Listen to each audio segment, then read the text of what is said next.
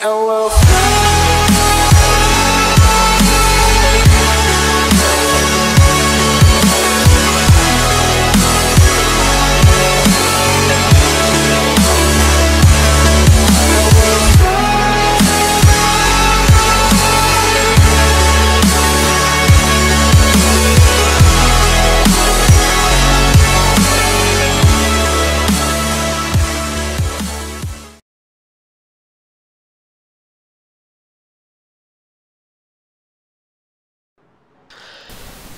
evening everybody, welcome to Apex Racing TV and iRacing Live, and welcome to the penultimate race meeting of the season here in the BSR Kia Cup. We are at the Sebring International Raceway today, 3.7 miles, 17 corners, and I'm Adam Bath, and joining me in the commentary box for this one, as he has been for the last few weeks, is Conrad Venter. Conrad, Sebring International Raceway, going to be an interesting one.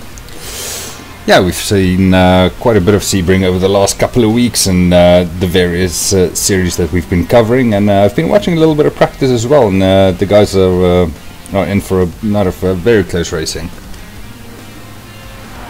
Really ready for the championship standings going into this race meeting. Sebring Chepelevsky leads the way. Second is Diogo Melo, his Discovery teammate. Third is Ben Hackerson. Fourth, Rob Plumley. Maciek Sakovic in 5th, 6th Stephen Baxter, 7th Tristan Bodis, 8th Adam Hadfield, 9th Kip Stevenson, 10th is Adam McNally. Over in the Pro-Am standings, it is McNally leading the way there, ahead of Jamie Ayres, Stephen Minton in 3rd, Jason Greenfield 4th, Cesare Rizzo in 5th, Dave Crozier 6th, 7th Forstein Helgerson, 8th is Gareth Ickling, 9th Gavin Wakefield and 10th Michael Barry. And Discovery leading the way in the teams, ahead of ProSim, Youth Energy in 3rd, GBR 4th, Radical Racing UK in 5th, 6th Team Mad, 7th Bermuda, 8th Automech and Engine All Directs, not scoring any points so far this season. Conrad Venter, as many viewers may know, races in the Porsche Cup that we've got on the BSR TC support package on Thursday nights. How was that first race meeting for you? Well, I watched the stream back, and I think it was you that put it perfectly. I'm in there to do it for the guys that's not necessarily going to try and win a race, or ever going to be in the shot to win a race. So me and Sam Kumo hitting it there for Team Cheese and Wine was good fun. Yeah, it's showed as long as you can keep it pointing in the right direction, you're in for some good results. But yeah, you never know. Maybe we can snip you away from some commentary duties at some point or another. Join Team Cheese and Wine so we can get some extra points on the board there. Well, yeah, we'll have a go this season, and who knows? Yeah, maybe we could get a win or two, or maybe even a few points. It was good to see, and yeah, the BSRTC good opening race meeting at Phillip Island. Pretty crazy to cover it all, 50+ cars on the grid there. And yeah, the second race meeting of the season will be getting underway this coming Thursday. Now time for the matter in hand. Qualifying at the moment underway here at Sebring, and it's Maciek Sakovic who's currently the fastest driver. Ben Gregory in second. Brilliant job so far for Team Mad. Stephen Baxter currently in third for Radical Racing UK, car 888. Peter Van Gaal fourth for Youth Energy, and Rob Plumley rounding out the top 5 for ProSim. Bad qualifying session this would be for Discovery, Conrad, because I think both Sebring Chepelevsky and Melrose look like they've picked up penalties from previous race meetings. They're going to be starting towards the rear of the field.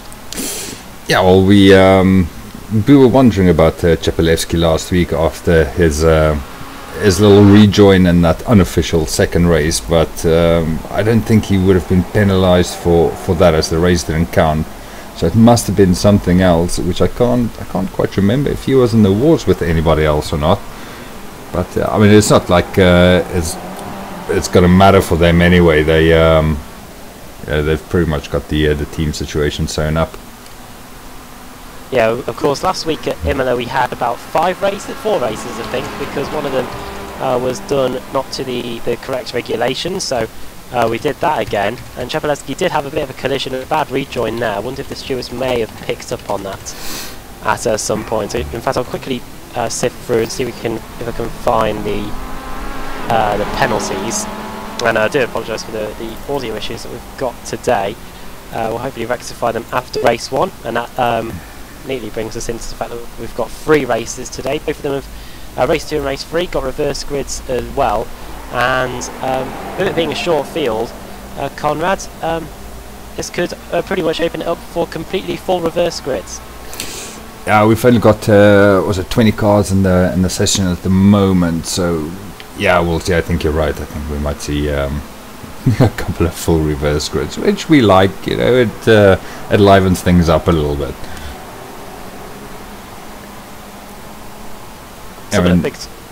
Sorry, I'm talking about livening things up a little bit. Coming back to that first run of the BSR TC on Thursday, I managed to catch the first race. I was a bit preoccupied after that, but that was some spectacle. I mean, the first race really lended itself to some great racing and some probably what we can put down to now already as the silliest rejoin of the season as well. Well, Alex Smolensky give it up after that reverse rejoin. Attempted Jayton possibly as well. I think the stewards will have their work cut out for the next race meeting as well. However, to be fair, considering we had, I think Andrew Woodhouse said we had over 200 starts in the BSR TC on Thursday. We only had about 30 or so protests applied for. That's not too bad going. Some of the things we saw last week, though, Conrad, at Imola, we saw an amazing save from our provisional full-sitter Maciek Sakovic, and we also saw Lewis Bibby, who is racing in the field today, come into the pit lane on the final lap on the run up to the line. It was a pretty eventful race meeting last week. Yeah, did we ever figure out or got news or word on what happened with him in that last race? Yeah, I don't think we did. Or was it just must have been a silent protest about something? Takes me back to that Formula 1 race run in Indianapolis with its 6 starting cars, where all the Michelin runners just pull it up into the pits after the formation lap. You remember that? It's 12 years ago since that's happened now. Checkered flag, I think, is out in the qualifying session. We'll see who's on a lap. Stephen Baxter's just coming across the line now and is going to move himself nowhere. He's going to stay in 4th place with a 2:12.029. Anyone else on a lap? Into the final corner now, Adam Delmont. He's currently in 8th place with Adam McNally not too far behind him. They always seem to be together, the two Adams, and Adam Delmont now comes into the pits. Here comes Nathan Davis, though. Was racing in the BSR TC on Thursday. He's going to come across the line now and does a 2:12.604, and that keeps him in 8th position. Actually, no, it's it does. It keeps him in 8th place. So we've got Kip Stevens. Looks like he's coming across the line as well. It looks like that's the only lap that he put in. Didn't register, so he must have picked up an off track. So that's gonna put him at the back of the grid. Might promote him a few places with the penalties if people are doing pit lane starts.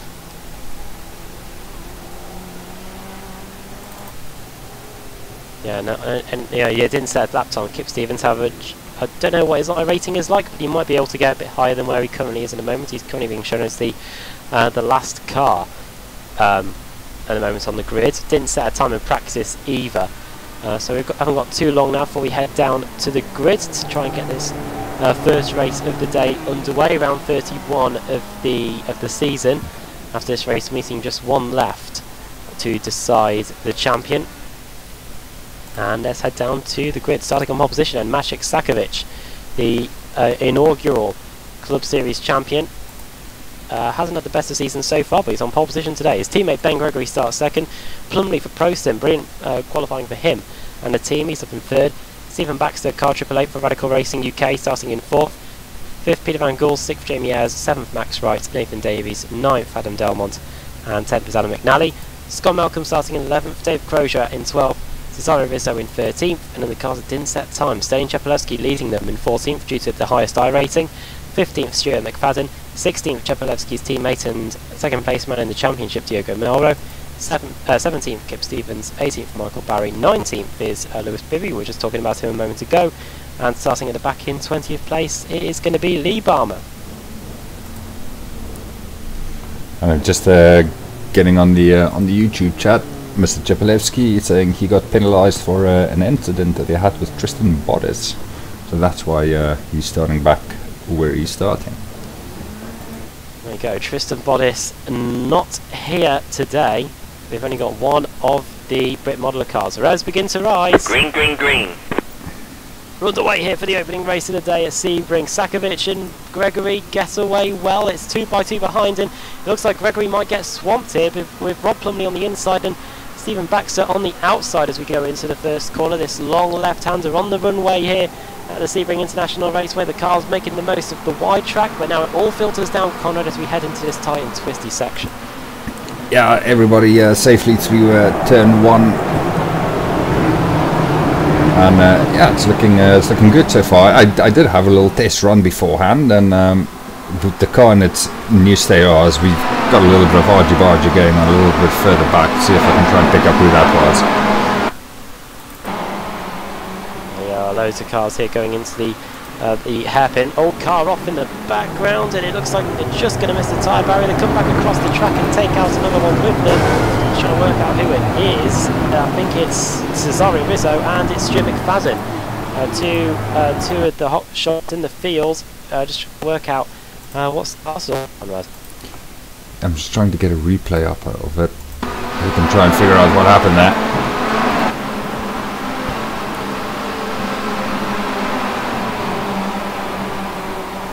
Oh yeah, that started quite a fair way back at the start of the straight on that run down to the hairpin, and it just sort of continued all the way down into the hairpin, where was it Baxter and it was the number 53 car, Stuart McFadden, got into each other a little bit. Leaders going into the Le Mans complex of corners for the first time at corners 15 and 16 for heading onto the Ormond straight, and you can already see the front four starting to pull away a little bit. Sakovic leading Gregory. In fact, I lied, it's Gregory leading Sakovic now, so there you go, the pole sitter down to second place, and it's Rob Plumley in third for Stephen Baxter. Nathan Davis blinking away with Max Wright down the straight, who's had a good start actually. Max Wright has been able to get past the likes of Jamie Ayres and Peter Van Gool in the early going, and looking up the inside of Nathan Davis, but with a car blinking away like Nathan Davis, Conrad, it's going to be tricky to race against him.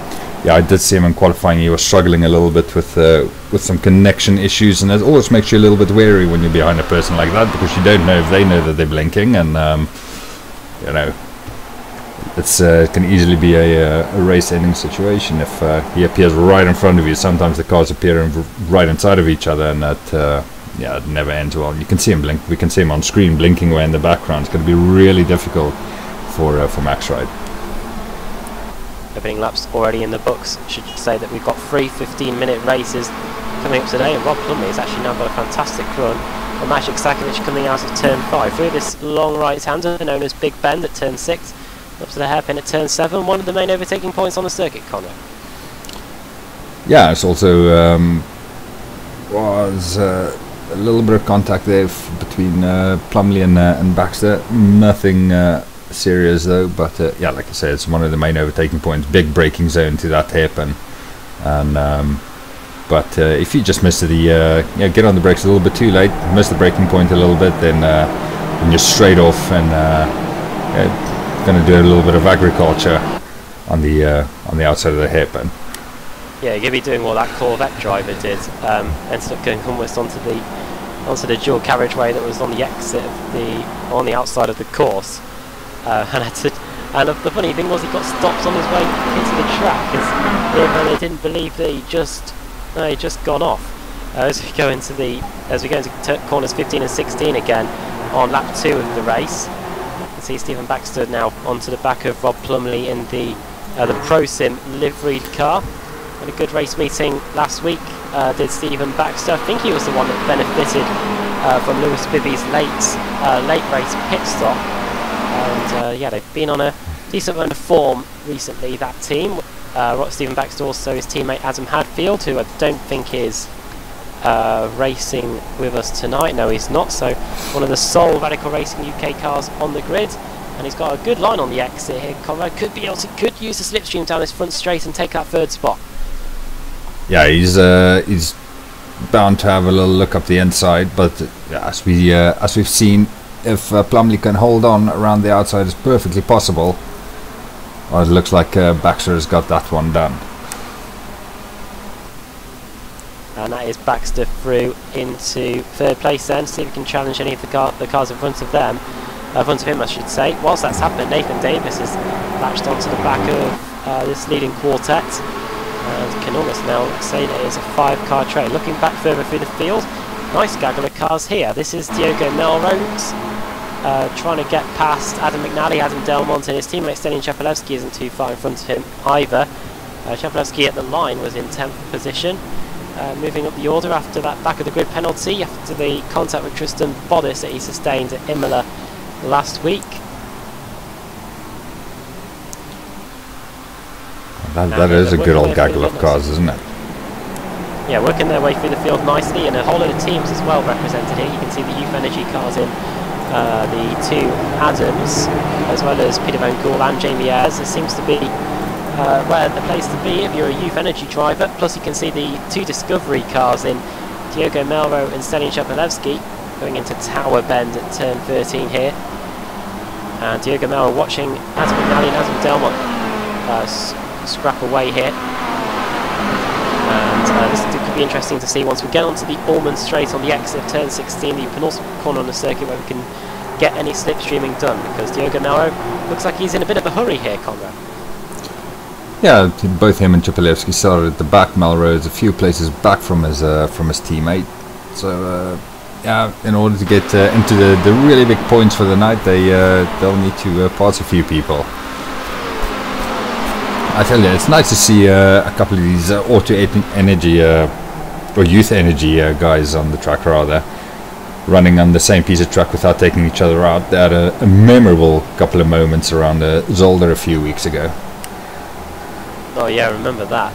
And yeah, they're running in close proximity again here. As here comes Stelian Chepelewski to try and get past Peter Van Gool as they come across the line. Chepelewski was in 9th, could be in 8th going into the first corner here. And you can see in the background Diogo Melrose also battling away, duking it out with two other Youth Energy cars in Delmont and McNally.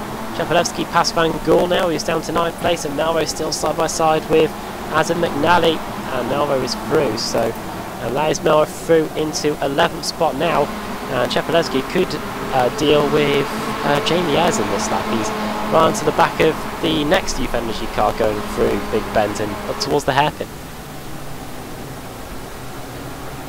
Just having a little look through the field, see if there's any other battles going on, but this is about the closest group of cars we've got on the track. Stephen Baxter though, towards the front. He's going to have a little look on the outside of Sakovic, try and get the cut back.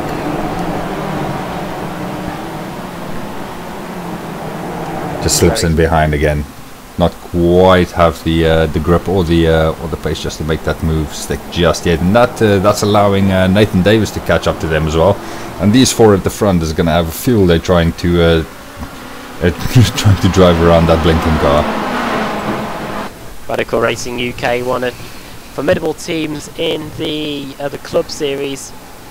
They came runner-up on a number of occasions, and were unlucky as well. But here they are, late in the season. It has to be said, they are still doing a good effort. And the same can be said for Team Mad as well. These teams both benefiting, of course, from Team Discovery's penalties, and they're making strong work of it at the moment here. Conrad, they're leading the way, Team Mad, and Stephen Baxter trying to get in the mix as well. He looks like he's getting up the inside of Sakovic into the final corner into Sunset Bend. You can see the Kia Optima bouncing away. We saw similar situations like this in the iRacing Porsche Cup race that we covered on Monday night. And now they're going to go wheel to wheel down the front straight as we start lap 5 of the race. Just over 9 minutes gone. Yeah, these two battling away is gonna pull in Plumley again. It's gonna pull in Max Wright, Nathan Davis if he's around there somewhere.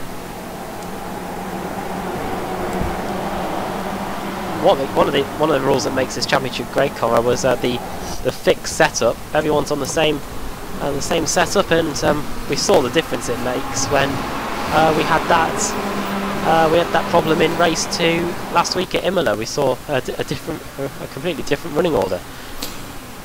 Yeah, I think we did speak about it off air at the time, saying it didn't look as easy for some of the Discovery guys to make their way through the field as they are doing right now, and you definitely saw a couple of guys that had quite a good open set on the car that would possibly prefer if the series was run in an open setup. Yeah, I think we said after that race we could safely say that Ben Hackerson would be your go-to guy for a setup. I've just realised that today is the Neo 24 Hours of Le Mans, so maybe that could explain the lack of numbers today, especially in GBR. We don't have any of them in the field today. No Tristan Bottas, neither Ben Hackerson, who has been the only driver to really bother the Discovery guys at the front throughout the whole championship so far. But these guys at the front, they're really stepping up to the plate here. And Sakovic now having to go on a defensive, because here comes Stephen Baxter on the exit. Ben Gregory's not escaping too far away from these two either, so he could get drawn into this battle inside the final 5 minutes of the race. Ben Gregory, who won the Pro-Am Championship of the BSR TC back in 2014, I believe, racing on a controller, and there he goes, he's wide into Sunset Bend. Thank you very much, says Sakovic. Thank you very much, says Stephen Baxter. You might get both of them here, Conrad, on the exit. Well, Gregory might, well, he was looking like he might get a little bit of a cutback, but he wasn't under really any pressure going into that corner. It's a really bad mistake from him, and like you say, Baxter might have both of them if he can hold it around the outside, take first place.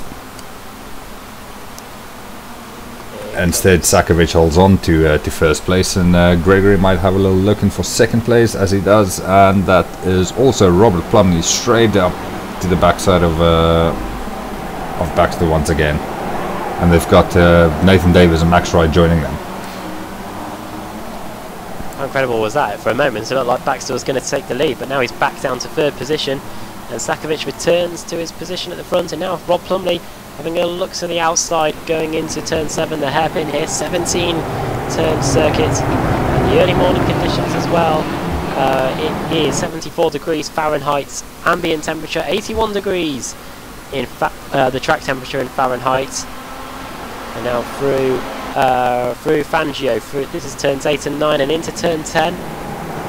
Now that 4-car train has become not just a 5-car train, it's almost becoming a 6-car train, with Max Wright slowly edging into the picture here. We get to the line, there won't be too many more laps to go, I'll probably say about 2 at the very most.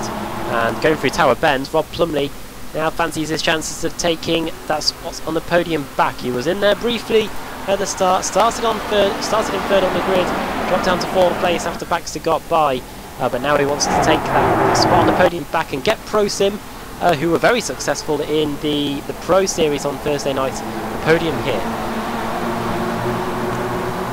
Yeah, I'm not quite sure how you guys keep track of everybody that's running in those BSRTC races. It's an awful lot of drivers, an awful lot of teams to know and figure out who they are, and just to call it off the top of your head. Well, during the intermission of the Porsche races on Thursday, did you watch any of the BSRTC action that we had on Thursday night? Yeah, I watched race 1, like I said, and yeah, it was brilliant to watch. Just some of the camera shots that we got from Phillip Island was amazing. It's just one big stream of Kias coming down there.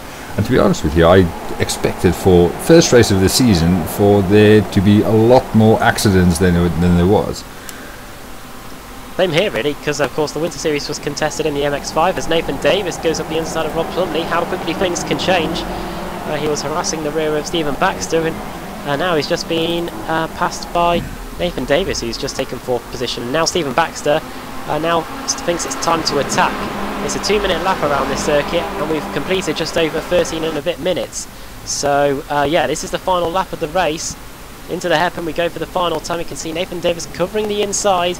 Rob Plumley's not going to find any way through there at the hairpin. It is really just a one-line corner. And now here comes Ben Gregory. Led the majority of the race. Started second on the grid though, got a good start away from the line, and now he wants to get past his team-mad teammate. Don't take each other out, guys. That's the thing we do not want around this circuit. And into the Collier Collier section of corners at 10, 11 and 12.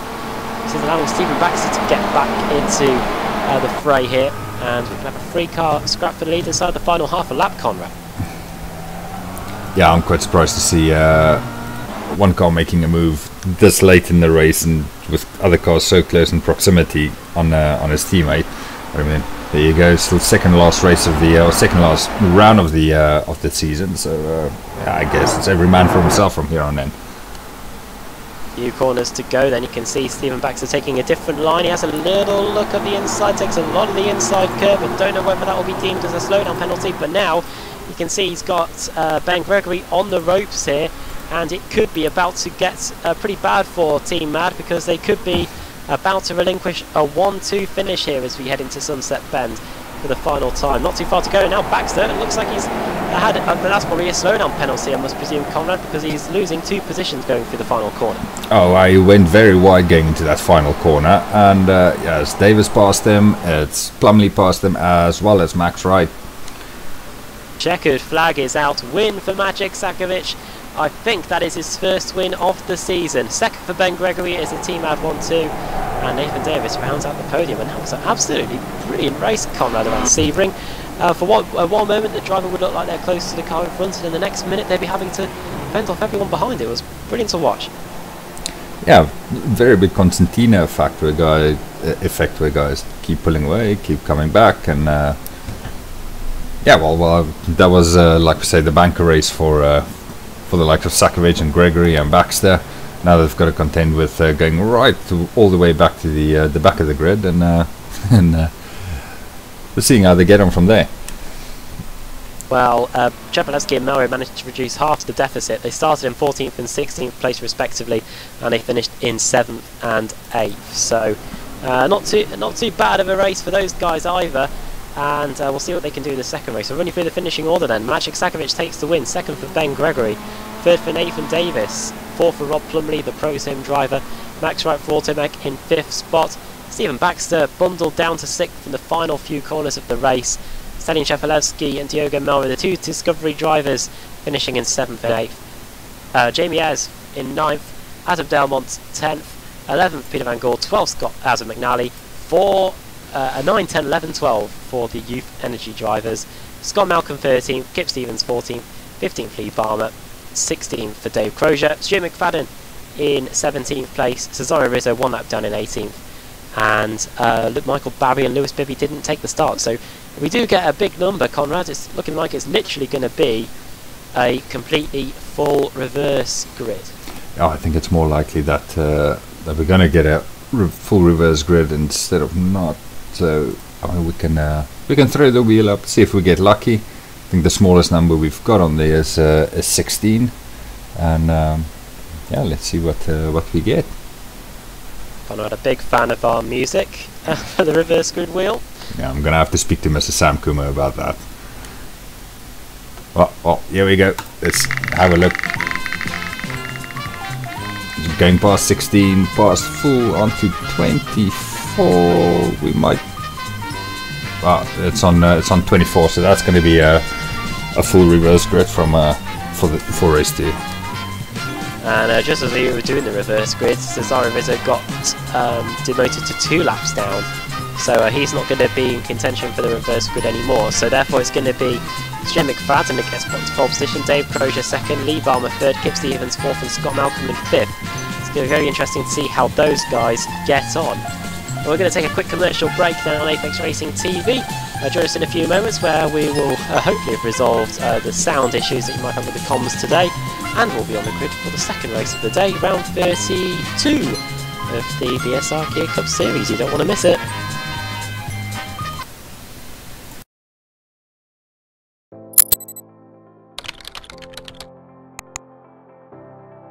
iRacing.com is a sim racing game that combines a true-to-life racing experience with an online community of virtual racers from all over the globe. iRacing offers a multitude of officially licensed cars and tracks, laser scanned with millimeter accuracy. Their car models and mechanical systems are based on real-world physics and engineered in cooperation with manufacturers and race teams. iRacing's web-based interface allows members to compare stats and test drive any combination of car and track instantly.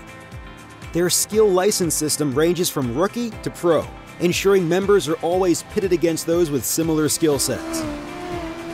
Members are able to sign up for a weekly race series, compete in time trials, host a private race with friends, and participate in racing leagues created and run by the community. With over 60,000 members, iRacing works in partnership with renowned motorsport organizations like SRO Motorsports Group to deliver virtual races based on the real-life Blancpain GT series.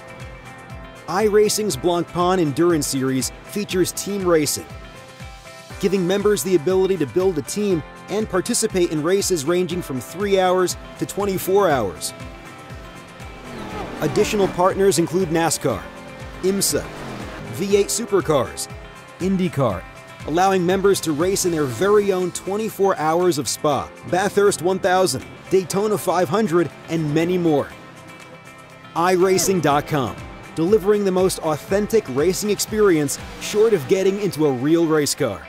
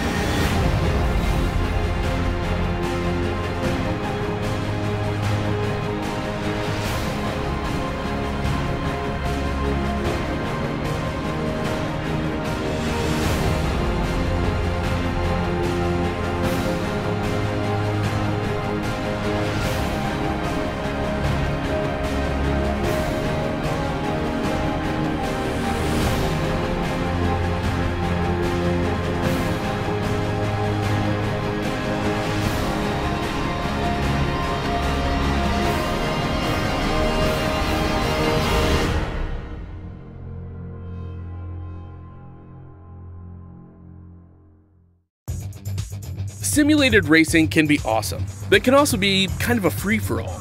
Interestingly, auto racing faced the same problem in its earlier days.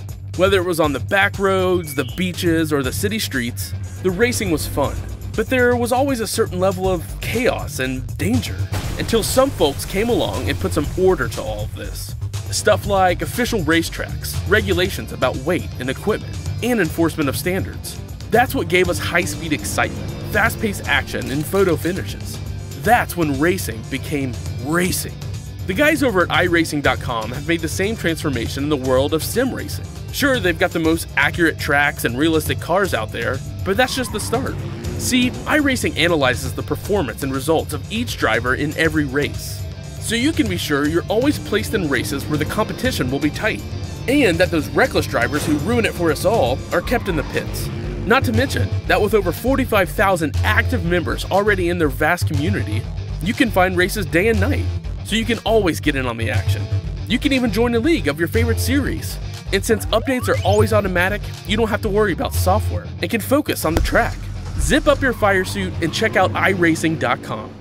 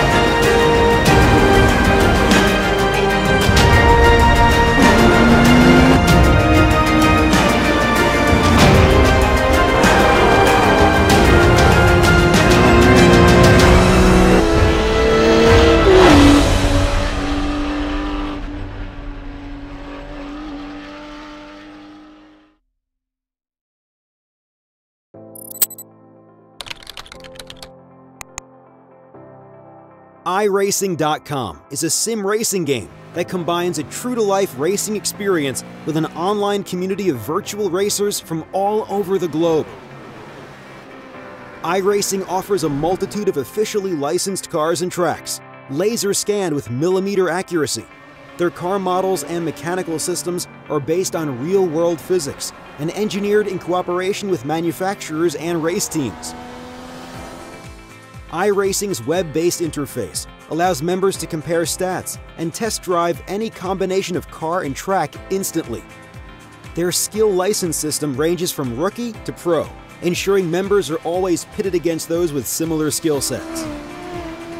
Members are able to sign up for a weekly race series, compete in time trials, host a private race with friends, and participate in racing leagues created and run by the community. With over 60,000 members, iRacing works in partnership with renowned motorsport organizations like SRO Motorsports Group to deliver virtual races based on the real-life Blancpain GT series. iRacing's Blancpain Endurance Series features team racing, giving members the ability to build a team and participate in races ranging from 3 hours to 24 hours. Additional partners include NASCAR, IMSA, V8 Supercars, IndyCar, allowing members to race in their very own 24 hours of Spa, Bathurst 1000, Daytona 500, and many more. iRacing.com, delivering the most authentic racing experience short of getting into a real race car.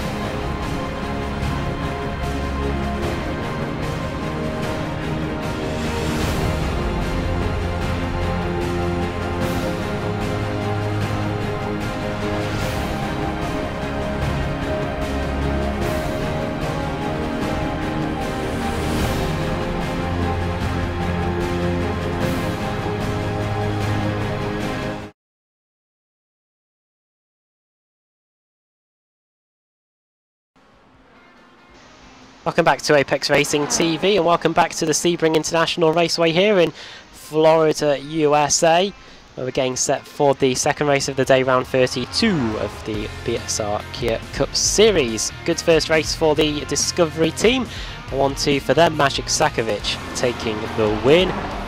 Fifth in the standings going into this race meeting. That will help to help consolidate his spot inside the top 5, and Ben Gregory getting a second place finish as well, with Stephen Baxter dropping back late on, and Rob Plumley was able to get a good third position for ProSim. Kia Optima Conrad Venter, who joins me in the commentary box and on the cameras as well tonight. Is that a car that would fit in well to the cheese and wine roster? We gave it a shot around Daytona and the Raw before the 24, and if it wasn't for the help of one of our Apex colleagues and Richard Gore, then I truly would have been lost. That is, I gave it a little try in the and testing just before we went on air, and it feels so different to me.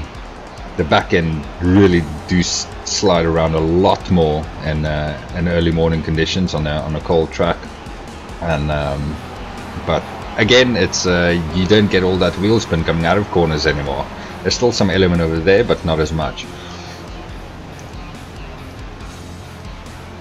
Driving front-wheel drive, though, is it something you enjoyed doing when you had a go in the car?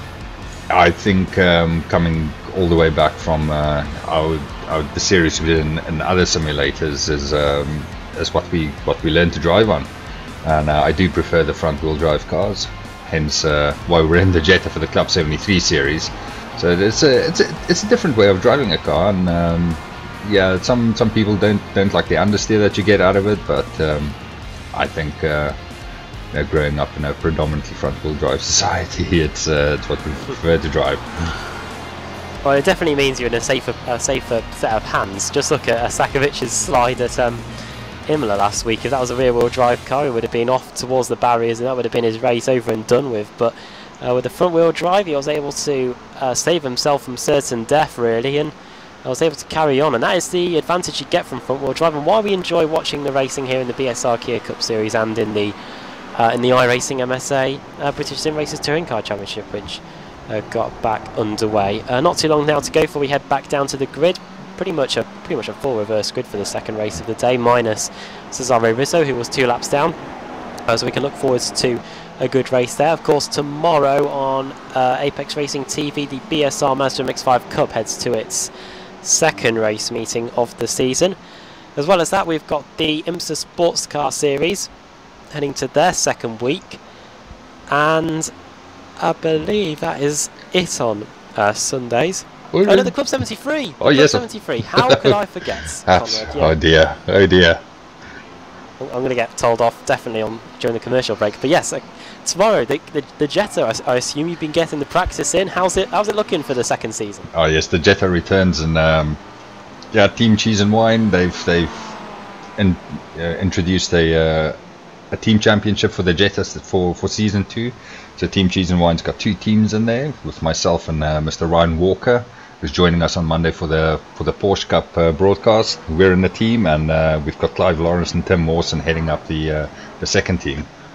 And he's going to crucify me for saying there's a second team. Cheese and Wine expanding somewhat. Is it? Well, I'm trying to think of cheap cheese and cheap wine, but more on that later on. Well, the one is labelled cheddar, and the other one's labelled Merlot. So make of that what you will. And then one's a 104-year-old matured wine, and the other one's a bottle of prosecco or something. Absolutely. Yes, Stuart McFadden starts on pole position. Dave Crozier second, Lee Palmer third, Kip Stevens fourth. 5th, Scott Malcolm. 6th, Adam McNally. 7th, Peter Van Gool. 8th, Adam Delmont. 9th, Jamie Ayres. 10th, Diogo Melro. 11th, Stelian Shefalevsky. 12th, Stephen Baxter. 13th, Max Wright. 14th, Rob Plumley. 15th, Nathan Davis. 16th, Ben Gregory. 17th, Magic Sakovic. And 18th, Cesare Rizzo. That drive through the field from the 2 Discovery cars doesn't really help Melro and Shefalevsky at all. It pretty much puts them back where they started. So they're going to have their work cut out tonight. We'll see how they can get on in this second race then, as we're not too far away from the 5-second board being shown to the drivers, and we're getting ready to go. Yeah, sometimes you're a victim of your own success. If they stayed back there where they were, they would have been on the front row. There you go. Green, green, green. And we're away. Obviously no Kips. Someone didn't take the start at the front of the grid, but McFadden is away. Second is everyone else, really. It's 3 abreast going into the first corner. Kip Stevens in the middle, the Team Mad car on the outside. That is Dave Crozier. He's hanging out there. Kip Stevens and Scott Malcolm also in the mix. You can see Scott Malcolm trying to get in the mix there in the early going. And now into turn 2. Dave Crozier goes a bit wide there into into this tight complex of corners on the opening lap, and Kip Stevens is going to say thank you very much up the inside, but Grosjean's going to go back around the outside, Conrad, as we head onto this short straight. And that's going to leave him with the inside line for the hairpin. So he should be able to keep hold of second place. The one car we had missing from the grid was Lee Balmer, who's on track now. He started it from the pits. Into the hairpin then for the first time, and Grosjean goes off. That will probably be a slowdown penalty as well, and oh well, if there you go, he's ground to a complete halt, so he's going to serve it straight away, but it's going to leave him stone dead last. Well, he's at least going to have Lee Balmer behind him. It's not quite last, but a little bit of contact from behind. A couple of the Youth Energy cars running together. Adam Delmont, Adam McNally, there's definitely some contact behind going on somewhere. Just can't pick up exactly where it is. Oh, this is near the front actually, as Diogo Mel and Sally Chapelewski trying to get past the Youth Energy car there of Peter Van Gool. They were doing that early on as well. Stuart McFadden is completely checked out at the front of the field. We'll see what the gap is like when it gets to the line, but Peter Van Gool at the mercy here of Chapelewski, and now it's going to be under pressure from Stephen Baxter and car 888 up the inside into turn 15 through the Le Mans complex of corners, and Peter Van Gool, it won't be too long before he has his Youth Energy teammate and Jamie Ayres right with him as they head on to the Ormond Straight for the first time. Stuart McFadden got about 2 seconds, it looks like, in hand already as the slipstreaming starts to begin, and the two Youth Energy cars are now at it. It's the two Adams, I think it is, Delmont and McNally. You just cannot separate them, and he gets hit up the rear by Stalin Chapelewski, I think, and going wide is one of the Adams. It's Adam McNally. First up in the books, and it looks like the duel of the race so far is between the two Discovery cars and the two Youth Energy cars as we come over the timing line. Yeah, they're definitely slugging it out just behind Kip Stevens. Oh, as there's some more contact made. Somebody's gone straight on. That's one of the Discovery cars. Let me see if I can. Was that Chapelewski? No. It was Melrose. Melrose. Oh no, don't want to Melrose. 3 cars off, and it's Stephen Baxter. It is Peter Van Gool, and it's also Ben Gregory. What transpired here? Let's have a little look back on the replay, see if we can pick it up. Oh, I think that was Baxter. Was really slow in front of them, and there was someone just behind him in a Youth Energy car, I think, that just didn't have anywhere to go. yeah, it might have been Peter Van Gool. He was the Youth Energy car involved, and Ben Gregory, the car in the middle, didn't go at all well there. Now let's have a look at the battle for second place, because Kip Stevens is starting to hold people up now in his Pro Sim car. 2-time BSR TC champion, won the Winter Series as well in pretty controversial circumstances, because the penalty that he served hadn't got applied to the points. As up the inside goes Scott Malcolm through into second place. It's a 1-2 for Scotland. We had a 1-2 for Team Maz earlier in the race, and Scotland now doing well here with Scott Malcolm and Stuart McFadden in the early going. Kip Stevens is now going to be under attack, I should say, by Adam Delmont and now Stalin Chapelewski. So he's got his work cut out here. Yeah, like I say, Delmont, Chapelewski behind him, not too far as McNally as well. And again, we come back to that analogy as we see Chapelewski trying to put a move on Delmont. Is that Stevens? He gone to the inside? It's a bit of a premature defend. Well, yeah, now here comes car 69, Stalin Chapelewski up the inside into the Sunset Bend, the final corner, turn 17, and is going to try and carry the momentum on the inside, but it will work back in Adam Delmont's favour, because he's able to carry the speed on the exit of the corner and could have the line here for turn 1 to take the position back. Chapelewski turns in, the position is his and the corner is his, and Chappie might actually be able to get Kip Stevens with this speed. He was able to take off that first corner. Chapelewski on fire here in the second half of lap 2 and going into lap 3. Kip Stevens has seen that name on his relative before quite a few times, it has to be said, and he'll know that Stalin Chapelewski is definitely a quick driver in these Kia Optimas, and will not trying to be wasting his time too much, I don't think.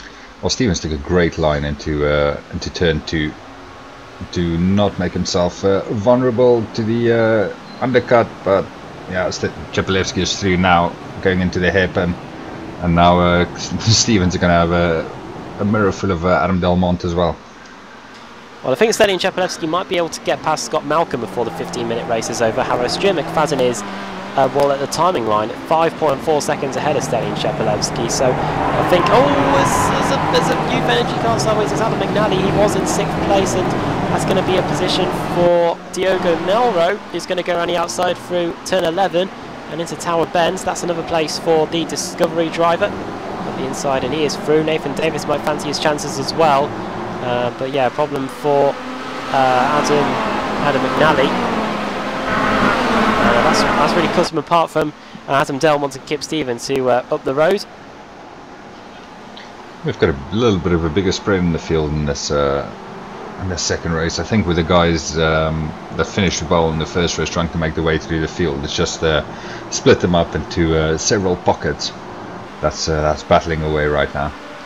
Yeah, I wasn't really thinking that it would happen like this. I thought it would be even closer, but yeah, it does make sense how the drivers are all getting involved in their own battles, which is leading to these big groups forming and these clusters of battles that we're starting to see as we come around to complete lap 3 of the race.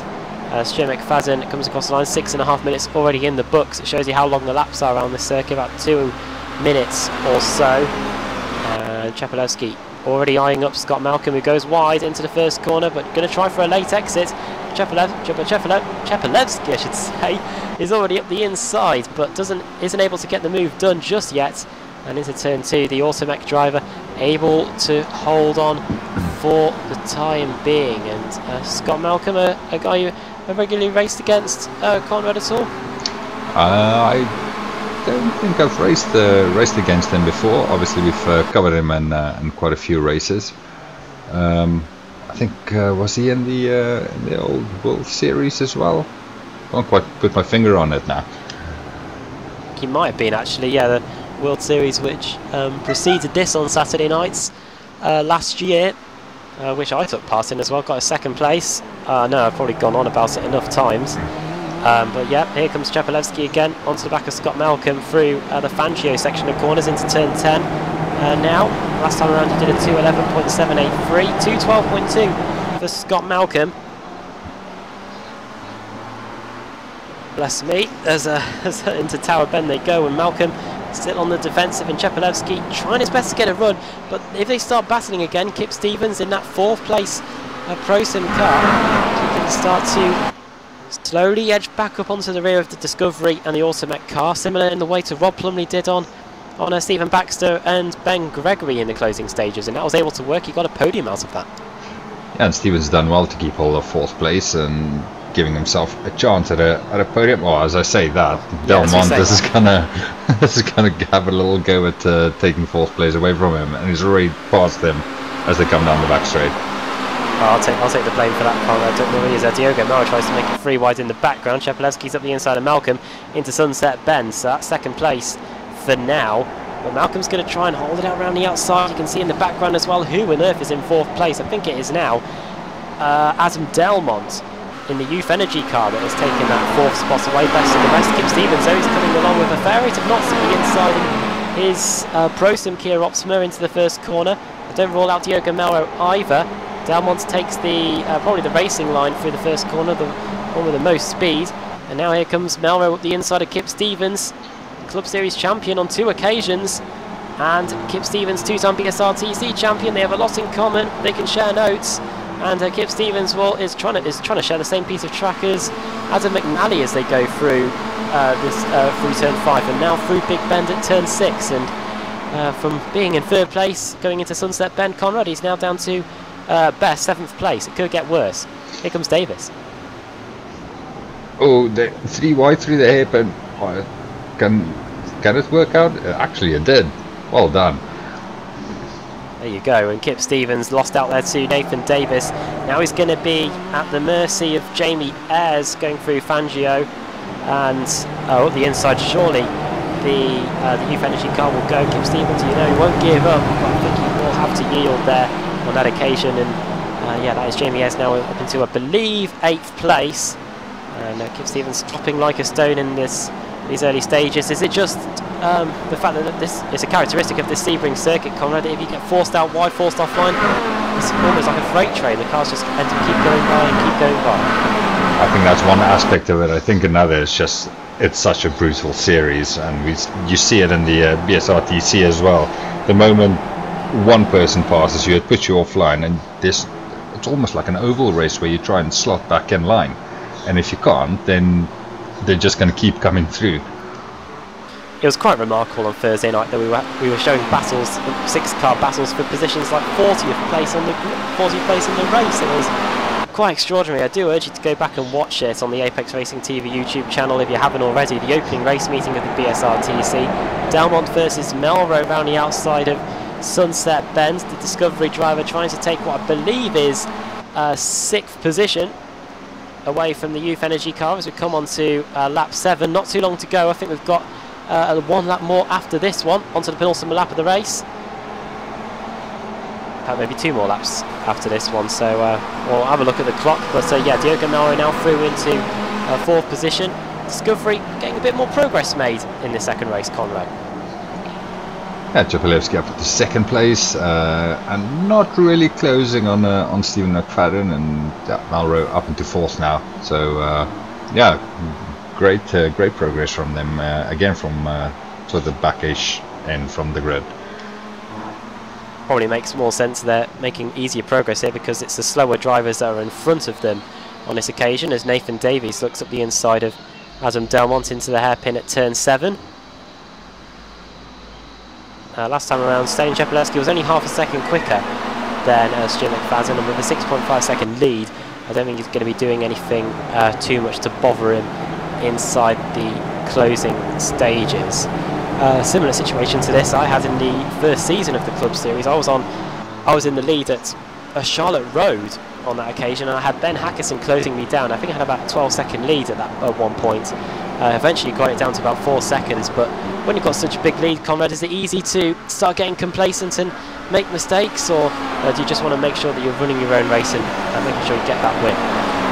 I think what you should be doing is just running your own race and getting it to the finish, but I'm sure, as you can attest, it's easy to start clock watching and getting a little bit nervous about braking points and thinking how many laps you've got left, and what can possibly go wrong for the guy behind you to catch you. And once you start doing that, then the concentration is pretty much gone, and then you do start making mistakes that lets people back into the race.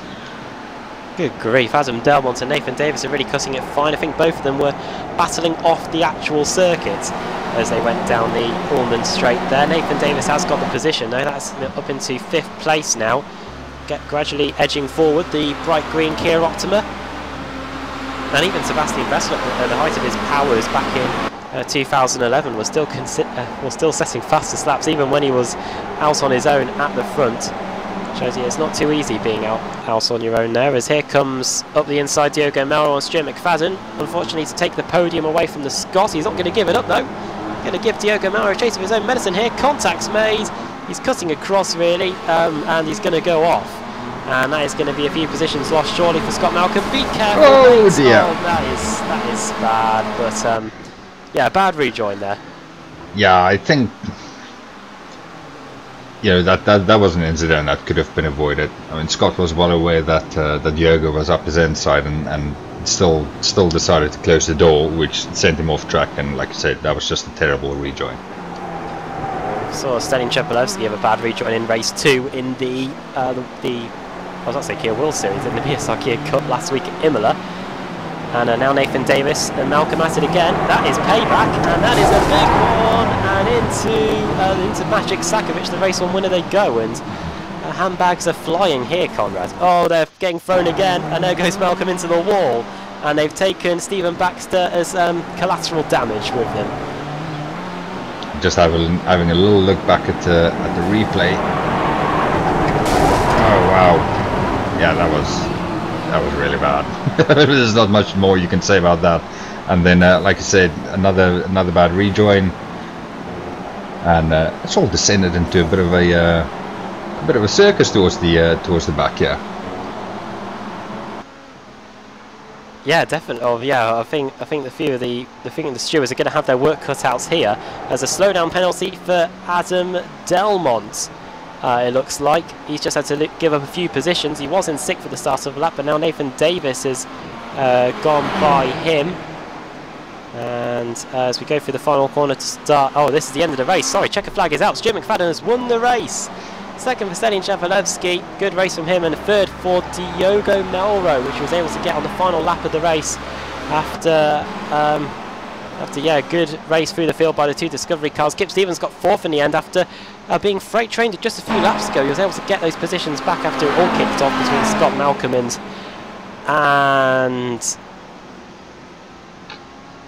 oh, I've forgotten who it was between us. Scott Malcolm and... Well, originally started with Malro at the start of the lap. How can it have gone from my mind to... Oh, it was Melro, wasn't it? It was Melro versus... No, it wasn't. It was Malcolm versus Nathan Davis. That was it. Sorry, memory was going then. Nathan Davis was able to carry on out of all that, actually, and get a 7th place finish in the end, but might be racing on after a cloud. I know he didn't start the issues with Scott Malcolm, but he certainly had a part to play in the incidents that unfolded afterwards. Ben Gregory and Maciek Sakovic also were innocent civilians in all of that when that kicked off inside the final lap. And I think the stewards will be looking closely at the replays of this second race. Let's run you through the order then. Stuart McFadden takes the win. I'll just quickly check to see if this is his first win in the BSR Kia Cup. In fact, it is. So well done to Stuart McFadden. Second place for Stelian Shepelevsky. Third for Diogo Melro. So Team Discovery gets a podium, 2 podiums after starting in 11th and 10th respectively. Kip Stevens 4th after starting 4th. Jamie Ayres 5th for Youth Energy with Adam McNally in 6th. Nathan Davis somehow managed to finish 7th after all that. 8th Adam Delmont, 9th Max Rice and 10th Rob Plumley. Maciek Sakovic finished in 11th place, Cesario Rizzo 12th. Stephen Baxter, car 888, he was off after the contact between Malcolm and Davis again and finished in 13th place. Scott Malcolm, there he is, in 14th place. Dave Crozier 15th, Lee Balmer 16th, Ben Gregory 17th and 18th. We had everyone finish as well on the lead lap. That's not something you often say in a Kia race on Apex Racing TV. 18th place, Peter Van Gool on the lead lap as well. So Conrad, I think we've got a pretty much 100% chance of another full coming up here. Well, not quite 100%, but maybe someone told them that there's a good chance of a reverse grid pole position up for grabs here. So making sure you finish the race and give yourself every shot of having a start with no cars in front of you. Well, we could have a he who shall be last shall be first on our hands here. Who's going to be on pole position for the final race then, Conrad? Well, let's have a little right, let's spin this wheel, see what we bring. So it rolls through full, through 25, through 19, and it's going to roll on to 22. Which does that give us? Yeah, that gives us another full reverse grid. And it literally is a full, which we don't often get to say. So Peter Van Gool finished 18th, which was last. He's going to be starting on pole position. Second, Ben Gregory. Third, Lee Balmer. Fourth, Dave Crozier. And fifth is Scott Malcolm. So we will leave you for a few moments here on Apex Racing TV, but do join us after the break because we're going to get set for another fantastic race. And more controversy, more drama. This BSR Kia Cup series is continuing to provide this season. So join me and join Conrad after the break.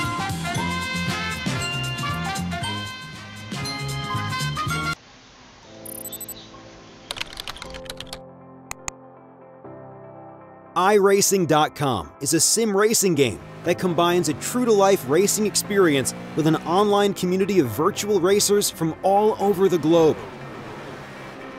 iRacing offers a multitude of officially licensed cars and tracks, laser scanned with millimeter accuracy.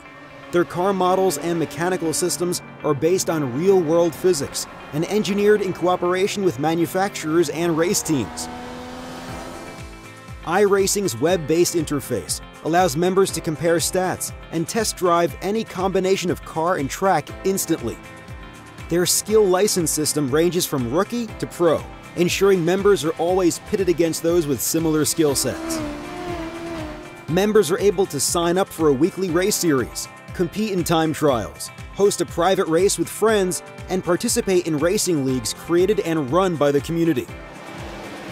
With over 60,000 members, iRacing works in partnership with renowned motorsport organizations like SRO Motorsports Group to deliver virtual races based on the real-life Blancpain GT series.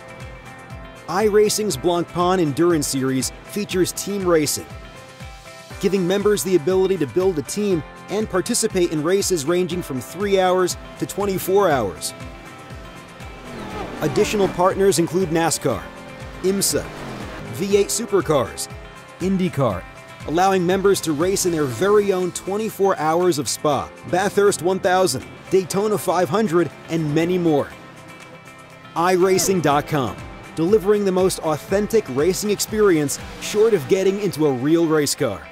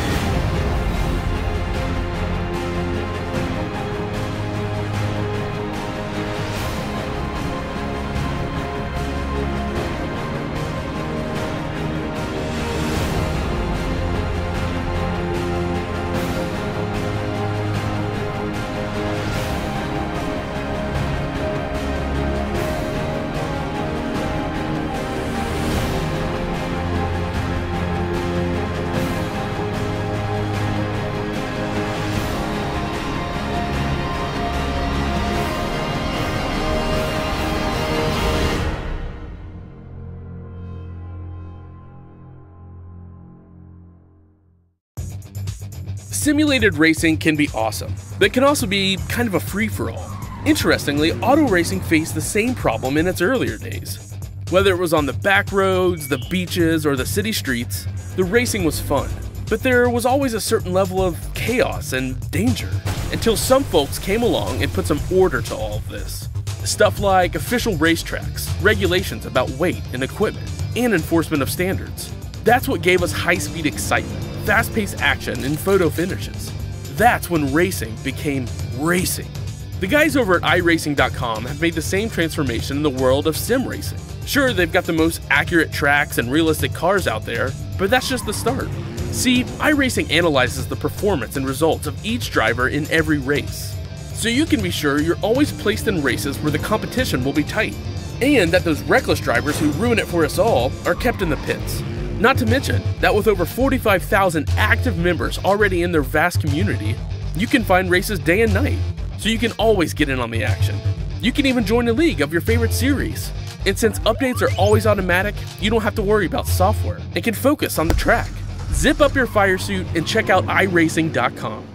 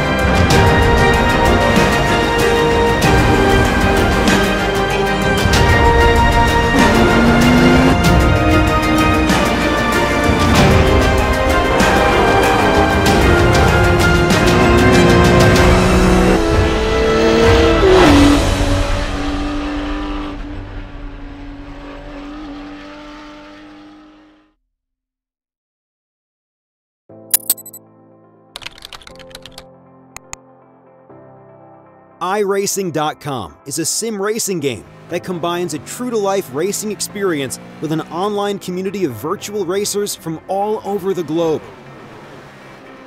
iRacing offers a multitude of officially licensed cars and tracks, laser scanned with millimeter accuracy. Their car models and mechanical systems are based on real-world physics and engineered in cooperation with manufacturers and race teams. iRacing's web-based interface allows members to compare stats and test drive any combination of car and track instantly.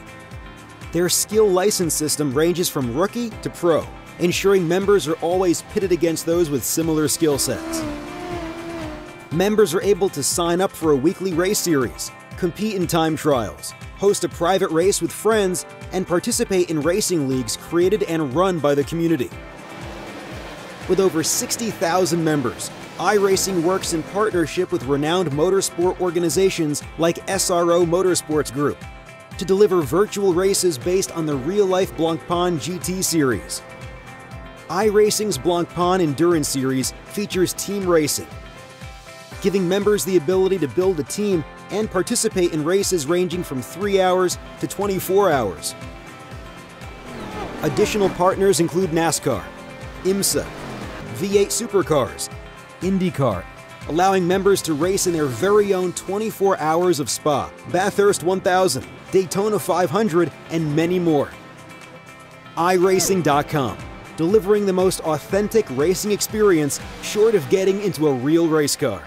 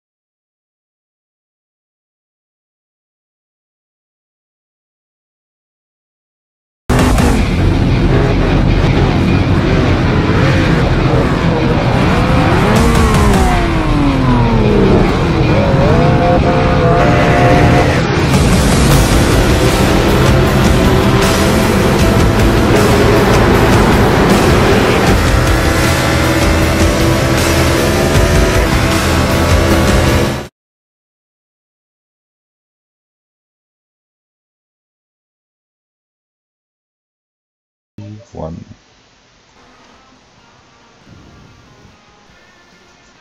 Welcome back to Apex Racing TV and to the BSR Kia Cup series, where it has got pretty dark pretty quickly here at the Sebring International Raceway for the BSR Kia Cup. Adam Baff along with Conrad Venter, and Conrad, yeah, it's the final race of the night, of the day I should say, and yeah, the organisers have really thrown a curveball with us here. They've dimmed the sun somewhat, and yeah, we're going to go night racing in the Kia Optima here. Yeah, like I said, just before we, as we were loading into the session, I was looking at the loading screen, and I saw the night picture popping up, and I was wondering whether I could have been that absent-minded to not notice it before. So I was wondering whether we had a night race or not. It was quite interesting, yeah, and I know you've had a bit of experience racing in the Kia Optima. Have you ever raced in it at night though? I haven't raced a Kia at night ever. I've been around Sebring at night before, and I'm terrible at it. I must have some kind of night blindness. I'm not sure, but yeah, the lap times are just nowhere when it turns dark around Sebring for myself. Well, it's going to be an interesting one, definitely. Yeah, I haven't done actually any night racing at all on iRacing, and in terms of Sebring, I've only done a few races around this track actually, and yeah, I don't particularly like it. Maybe that's because I got increasingly frustrated at this track when I used to race it on Forza, and it's always just stuck with me. But yeah, not too many lights around this track either, minus the front straight. So these Kia Optima drivers, these Kia Cup drivers, are going to have to be relying on their headlights somewhat. Yeah, well, one of the good things about Sebring is that you've got all the cat's eyes around the track, and the cones that's placed around the track lights up quite well as well. So I think it's one of the easier tracks to drive at night. Nothing like Spa or Le Mans, as you would know, where there's absolutely nothing. Alright, so down to the grid then for the final race of the day. Pole position then goes to Peter Van Gool, second Ben Gregory, third Lee Balmer, fourth Dave Crozier, fifth is Scott Malcolm, sixth is Stephen Baxter, seventh Cesario Rizzo, eighth Maciek Sakovic, ninth Rob Plumley, 10th Max Wright, 11th Adam Delmont, 12th Nathan Davis, 13th Adam McNally, 14th Jamie Ayres, 15th Kip Stevens, 16th Diogo Melro, 17th Stelian Shepelevsky, and 18th at the back. It is our race to winner, Stuart McFadden. Pretty wild around this circuit, especially once we head out the floodlights.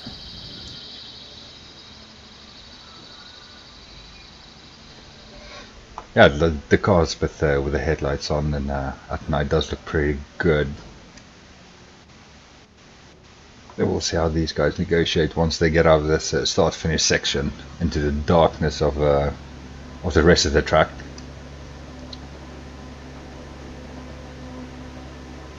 Green, green, green. We're away.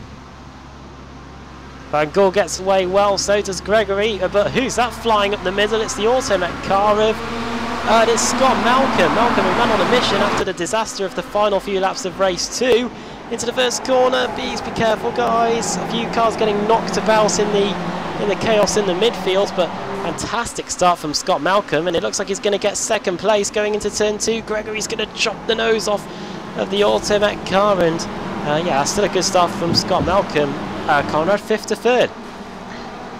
Yeah, it's sort of where he was placed at the start of the last lap of race 2, and it all went pretty south from there on in. He'll be looking for a different result this time around.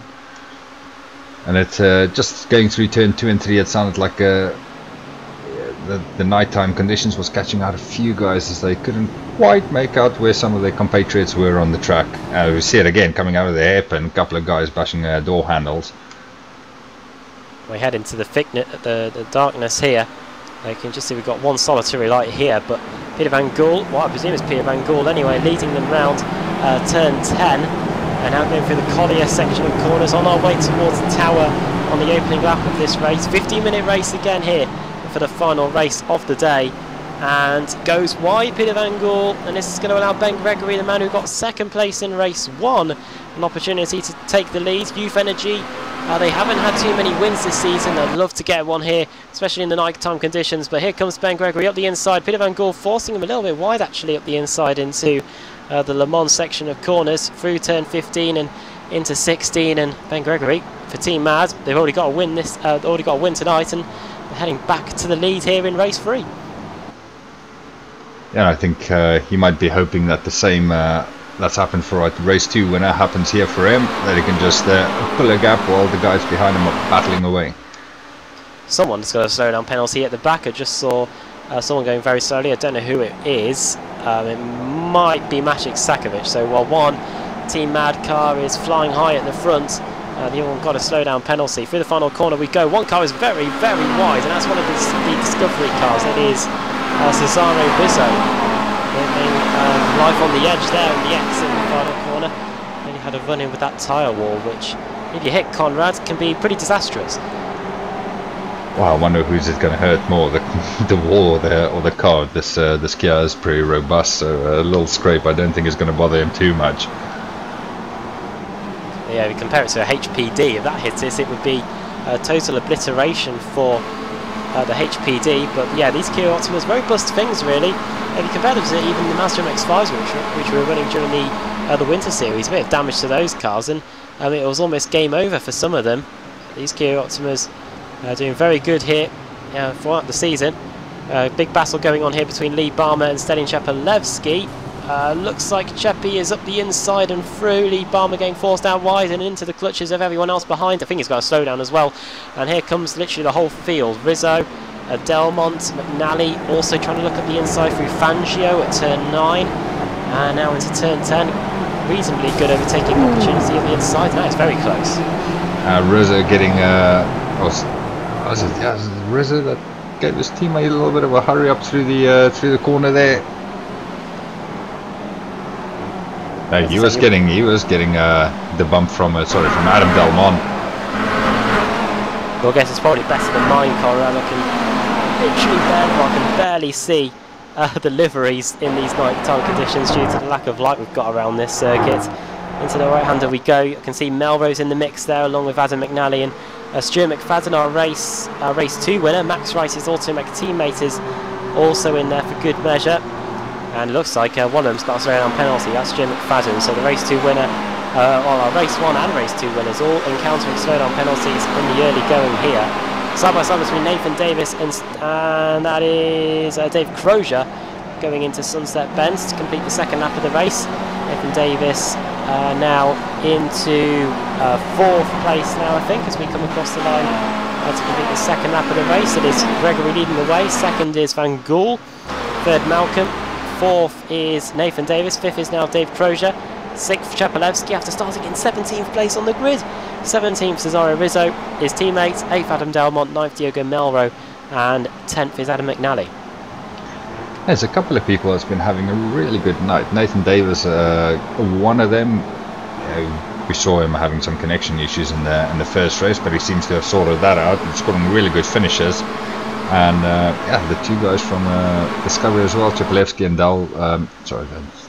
Melro, that spent the whole night starting from the back of the grid and working their way through the traffic up towards the front. Yeah, it's definitely been an enjoyable night, if you like, overtaking for the two Discovery drivers. Adam McNally now under pressure from, actually no, it's Diogo Melro attacking Adam Delmont, I should say, going through turn 8 and 9 at Fangio. This fast sweeping section of corners where you can really set up the car in front. Nathan Davis also just in the foreground was having a little look at the inside of one of the Automat cars, and he is through past Scott Malcolm. It's those two again, Conrad. They were coming to blows in the final few laps of race 2, and they were at it again there, and Nathan Davis now through into 3rd. Yeah, it's amazing to see how quickly the tempers calmed down a little bit, and then yeah, they're back for round 2. I would say Nathan Davis through there, Scott Malcolm losing a bit of ground fairly quickly.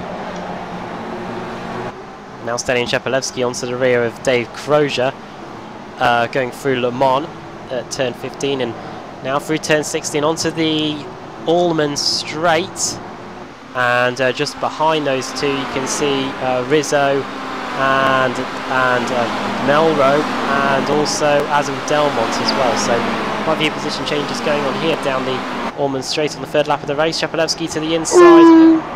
Something happened. Oh yeah. Contact going into the final corner between Delmont and Melro. Was it Melro hitting the wall? There was a lot going on there, but both of them sideways going into the corner. Well, we're going to go 3 wide nearly down the front straight. 2 of the Discovery cars are involved. What are you doing, guys? Please be behaving yourselves. And it looks like one of them was getting out of the way. That's was Rizzo getting out of the way as Melro goes up the inside of Adam McNally. And that's Melro through, and looks like Rizzo might have picked up a bit of damage to his gearbox from after all that. Yeah, I think he was an innocent victim in that final turn incident. And yeah, what's it, Delmont and Melro just going into the corner side by side, and making a bit of contact, going sideways, and yeah, Rizzo and company was coming into the corner at full pelt as they were doing so. Explosive start to the start of the final race. It has been huge train forming up here behind McNally and Diogo Melro as well. We've got Max Rice in the mix, we've got Kip Stevens and Stephen Baxter, which are pretty close to each other. Pro Sim versus Radical Racing UK. Into turn 10, this 90-degree right-hander. You can see Max Wright onto the back of Adam McNally, the youth energy driver. Weird not to see Adam Delmont anywhere nearby, and Baxter now going around the outside of Kip Stevens. Looks like he's got it done by the time he gets into Tower Bend. So that is Baxter now into 12th place. Kip Stevens demoted a spot to 13th. Back to the battle between Scott Malcolm and Stelian Chepelewski. And also just in front of those guys, Nathan Davis and Peter Van Gool. So 2 battles going on here. We could probably get them in the same shot as we head down the Allman Straight. Chepelewski's obviously going to pick up the slipstream off the back of Malcolm, but Nathan Davis is already heading to the inside of Peter Van Gool going into Sunset Bend, Conrad. Yeah, and Peter Van Gool is someone who can do with a good finish. He's in the last couple of weeks not had much luck, and yeah, I'm pretty sure he'll if he can hold on to 3rd place, yeah, he'll be very happy with it. Van Gool started on the pole position here for the final race of the day, finished in last, benefited from the full reverse grid that we got, and Malcolm sliding his way through the first corner, and that's going to be Stelian Chepelewski up the inside surely into turn 2. However, the last time a Discovery car went up the inside into turn 2 in race 2, it didn't go too well, and Malcolm may have that in the back of his mind as Chepelewski starts to make himself big in the mirrors of Scott Malcolm here. Malcolm obviously will be trying to pay as little attention to that as possible, but he will be seeing the relative being shown as 0.1 or maybe even less than that as we go through Big Bend into the hairpin at turn 7. And Chapelevsky not going up the inside just yet, maybe waiting for a more clear-cut overtaking opportunity later in the lap. Yeah, we're just having a little onboard with Chapelevsky at the moment, getting a really good run coming out of the hairpin, but he hasn't got any way to go to try and make the pass on Scott Malcolm. You can just from the onboard shot, you can see just what they're working with in terms of visibility. And but what seems to help quite a lot is if you do have any cars in front of you, it helps to pick up exactly where your braking points are and where the turning for the corners are as well. I think the guy that's got it the hardest is Benjamin Gregory in the lead at the moment. Yeah, racing at night, it is almost impossible to make a marker, as off goes Peter Van Gool, while sliding his way goes Peter Van Gool, and that's surely going to be a slowdown penalty. He's cut the whole of the inside of turn 15, and he's going to have to let Scott Malcolm through, and he's probably going to have to allow Stelian Chapelevsky through as well. So 2 easy positions there for the Automac driver and for the Discovery driver. Well, obviously isn't going to give up. I think he served the bit of slowdown that he had to. And into Sunset Bend we go now. Stelian Chapelevsky up the inside, still not able to get past Scott Malcolm though, going into the final corner, and maybe under pressure from Van Gool if Youth Energy car does get a good run out of the exit of the final corner. This means that Nathan Davis, is up into second. Scott Malcolm is now back up into the podium positions where he was in race 2, and Stelian Chapelevsky now in 4th place. Yeah, Scott Malcolm just getting a little bit of a late entry into the corner there.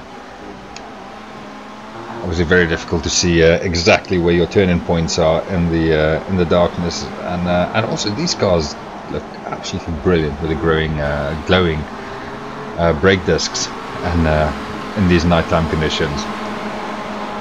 Brilliant to watch.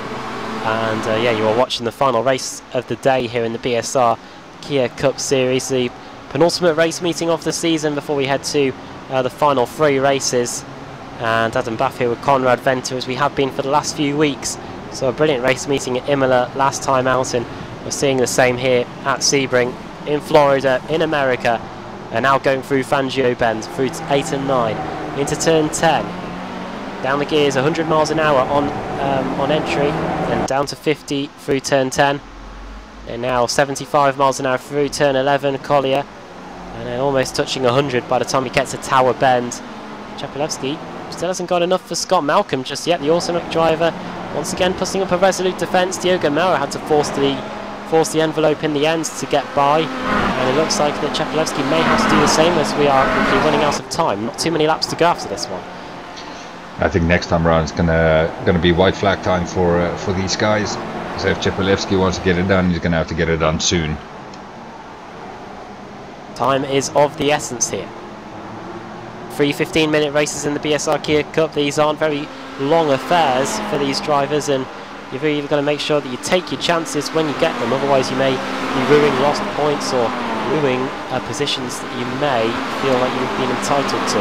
Chapelevsky feels like he's entitled to that 3rd place, and he's going to go for it up the inside into the Sunset Bend at corner 17 on this 3.7 mile circuit. Through the final corner they go. They're going to go wheel to wheel as we cross the line to start the final lap here at Sebring International Raceway for the day. And Scott Malcolm holding that inside line, doing what he needs to do to stay ahead. But surely he's going to go deep into the first corner, and Chapelevsky might just have it here, but Malcolm's going to move across, and he's able to hold on and somehow remains clear of the Discovery car. Well, this is almost like deja vu from race 2, isn't it? Literally is, yeah, except Melro was going to throw it up the inside there, and it's Nathan Davis going very slow all of a sudden, because these two are now closing in on him. Oh, he just disappeared off the screen with his connection issues again, and it looks like in doing so he's lost a whole bunch of time.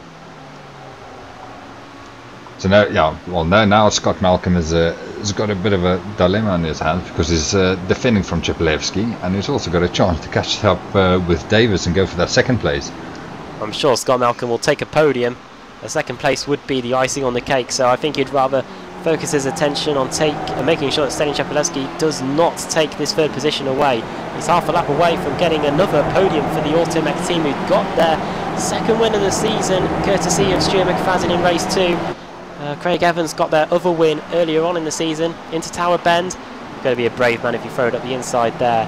But Malcolm goes a little bit wide on the exit, and he knows that, and Shepelevsky may have the opportunity going through Bishop and into Le Mans at corners of 14 and 15. Not too long to go here. Ben Gregory is surely on course for another win for Team Mad. But it's all about this final spot on the podium here. Gregory already halfway down the Ormond Straight. Now Shepelevsky was able to throw it up the inside going into Sunset Bend a lap ago. In the background it looks like side-by-side racing between Diogo Maurer and Peter Van Gool, but here comes Ben Gregory into the final corner, into Sunset Bend, and the former BSR TC Pro-Am champion as Shepelevsky goes up the inside of Malcolm. That's going to be another battle to watch as we come to the line. Ben Gregory takes the checker flag and wins the final race of the day. Second is surely going to be Nathan Davis, but it's going to be a drag race to the line, and it's going to be Scott Malcolm that takes the final spot on the podium. Brilliant defensive drive against one of the quickest drivers and the championship leader in the series, Denis Shepelevsky, and Diogo Maurer rounds out the top 5 corner. Yeah, some great racing towards the back as well. There's a couple of guys make it 3 wide coming across the start-finish line, and you can just hear the fireworks going off in the background. We can't see it at all. Oh, it's all kicking off after the race as Lee Balmer comes across the line, and I think we're just waiting now for Jamie Ayres, and once again we've got all 18 drivers that are going to finish the race, which is once again another remarkable feat. Because we don't often get that in a BSR sanctioned race, as Jamie Ayres comes across the line now. Started in 14th place, is going to finish in 16th place. I lied, we lost Cesaro Rizzo. He finished 1 lap down, however he still will be a classified finisher, and Kip Stevens finished just over a minute behind those guys as well. So only for the finishing order then from the final race of the day in the penultimate race meeting of the season. Ben Gregory takes Team Mad's second win in 3 races. Nathan Davis finishing in 2nd place. Scott Malcolm finishing in 3rd for Automech. Denis Shepelevsky and Diogo Maurer finishing 4th and 5th. Adam Delmont 6th with Peter Van Gool 7th. Adam McNally 8th, so a 6-7-8 for the Youth Energy team. Stephen Baxter for Radical Racing UK in 9th, for Max Wright rounding out the top 10. Dave Crozier 11th, Magic Sakovic 12th, so an 11-12 for the Team Mad team. Stuart McFadden finishing in 13th place, Rob Plumley 14th, 15th Lee Balmer, 16th Jamie Ayres, 17th Kip Stevenson. As we were saying, 1 lap down, still a classified finisher though. It is Cesare Rizzo. Well, we will quickly wait, hanging about for about a few minutes to see if we get any drivers that are willing to talk to us. Before we do, while we wait for that, we will quickly remind you of what we've got coming up on Apex Racing TV over the next few days. Of course, remember viewers, in the UK, I don't know if it's the same in Europe, but the clocks go forward tonight. GMT becomes British Summertime, and that's going to be a pain for the viewers that are going to have to get up to watch the Australian Grand Prix in a few hours as well. You're going to lose an hour's sleep in bed, but it will change, and it will affect some of the timings we've got on Apex Racing TV. Tomorrow, the IMSA Sports Car Series, that heads to its 2nd race meeting. That will be getting underway at 5:45 UK time, as opposed to 4:45 GMT. So, yeah, remember, set your times, set your alarms for 5:45 PM British Summertime tomorrow for that one. And later tomorrow night, we've got our dual broadcast on Sundays. We've got the BSR Mazda MX-5 Cup, which heads to its 2nd race meeting, and we've got the Club 73 Touring Car Championship, which of course our very own Conrad Venter will be racing in as well. That will be getting underway slightly later at 8:30 British Summer Time, 7:30 GMT. And we do have a driver in the interview room, and we'll drag him up. Winner of the 2nd race of the day. Well, he wishes he could drag him up because he hasn't got the permissions. Conrad, can you drag him up?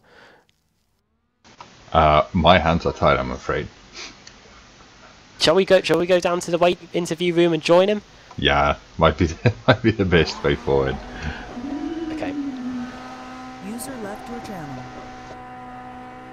Channel switched. In the interview room, our race 2 winner from the BSR Kia Cup today at Sebring, Stuart McFadden.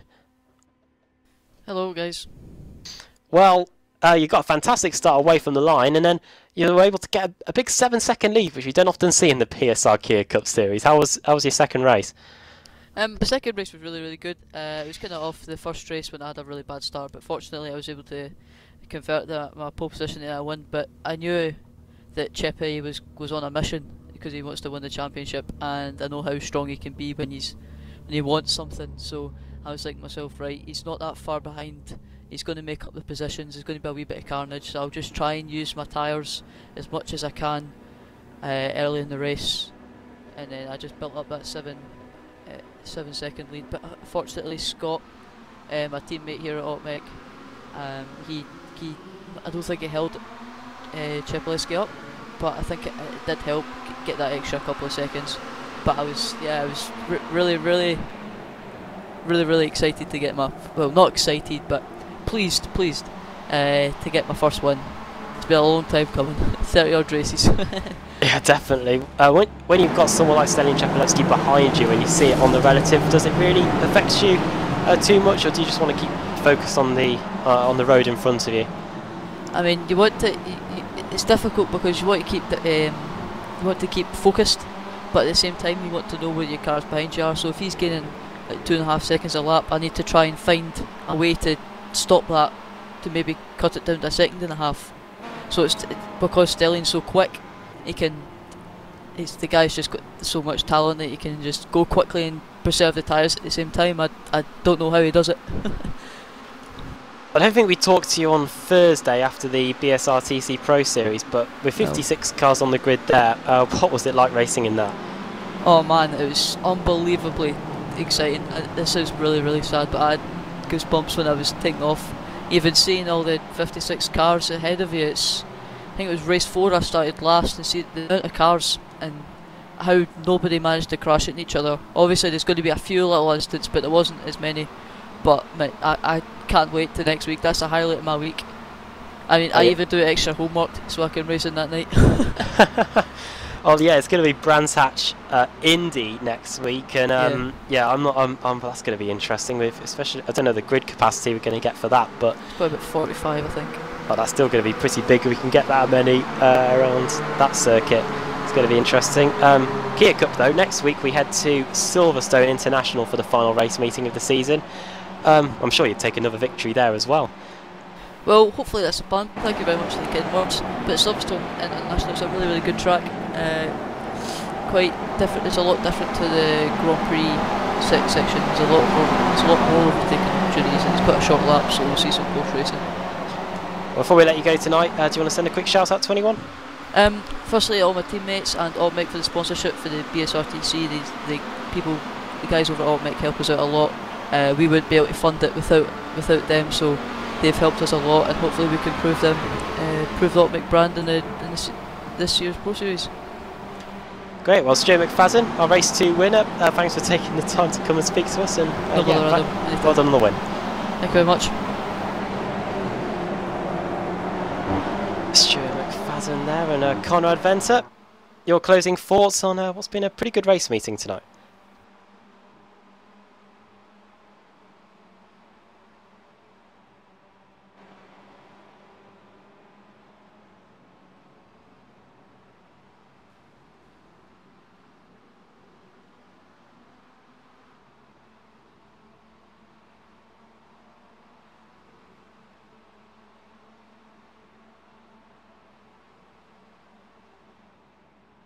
I'm sure the penalties could be getting thrown out after that one. But yeah, it looks like our time is up here at Sebring today. My thanks to Conrad Venter for doing the cameras and for joining me in the commentary box. And yeah, make sure you can join us on April the 1st, April Fool's Day at Silverstone International. Who is going to be looking like fools at the end of the 3 races. From all of us here at Apex Racing TV, 2 wins for Team Mad and a Scotsman as well on top of the podium. Have a good night.